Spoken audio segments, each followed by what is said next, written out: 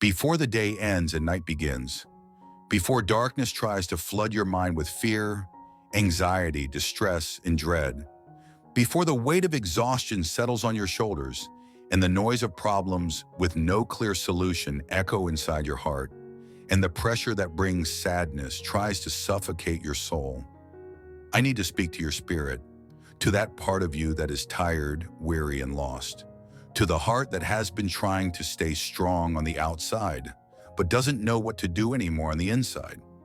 Maybe you've been trying to handle everything on your own, trying to keep it all under control.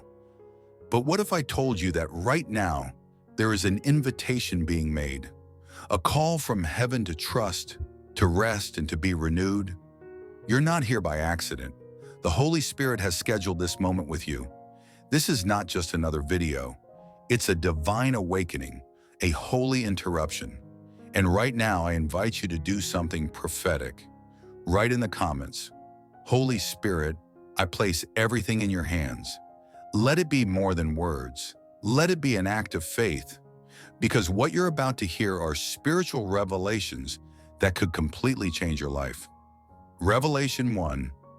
You were not created to carry everything alone. Jesus said in Matthew 11:28, "Come to me, all who are weary and burdened, and I will give you rest." Maybe your heart is overwhelmed. Maybe your soul feels crushed under invisible pressure.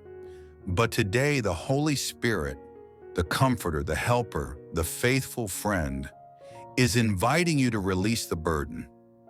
He didn't come to watch you collapse. He came to hold you up.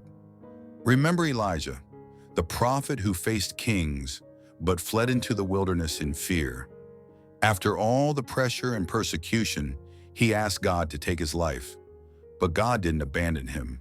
He met Elijah in his exhaustion, provided supernatural nourishment, and the Spirit of the Lord empowered him to keep going. The same God who whispered to Elijah in the cave wants to speak to you right now. But you must let go. Surrender control. Let the Holy Spirit take the lead. Revelation 2. Trusting God activates his promises. Hebrews 11:6 says, "And without faith it is impossible to please God, because anyone who comes to him must believe that he exists and that he rewards those who earnestly seek him." Trusting God doesn't mean ignoring the problem. It means opening your spiritual eyes to see who is truly in control. Look at Job. He lost everything: his children, his wealth, even his health. He was betrayed, misunderstood, and accused. Yet he declared, "Though he slay me, yet will I hope in him." Job 13:15. And in the end, God restored everything double. What kept Job standing wasn't his strength, but his trust. Not in circumstances, but in God's character. Trust opens doors that panic never will. And when you choose to trust, the Holy Spirit moves in power.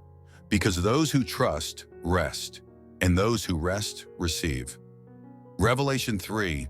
Trust is a fruit of the Holy Spirit in us. Psalm 56:3 says, "When I am afraid, I will trust in you." David knew what it was to face giants. Goliath was taller, stronger, more trained. But David had something the enemy didn't: the Spirit of the Lord. 1 Samuel 16:13 says, "And from that day on, the Spirit of the Lord came powerfully upon David." David didn't win because he was the most qualified. He won because he trusted in God. That kind of trust is what the Holy Spirit develops in us. He is the one who enables us to take steps of faith even when it seems impossible. He is the one who reminds us we are never alone. Now listen closely. You might feel like you're on the edge of collapse, but you may also be one step away from your breakthrough. The answer you've been seeking could be in the next revelation. All you need to do is stay a little longer. Don't leave now. What comes next might be the turning point your soul has been praying for. So type in the comments, "I trust the Holy Spirit." Share where you're watching from. Let's create an altar of faith across nations.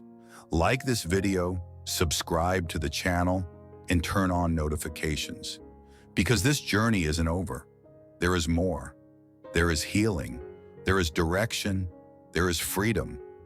The Holy Spirit is calling you to live in peace, with purpose, and in fullness.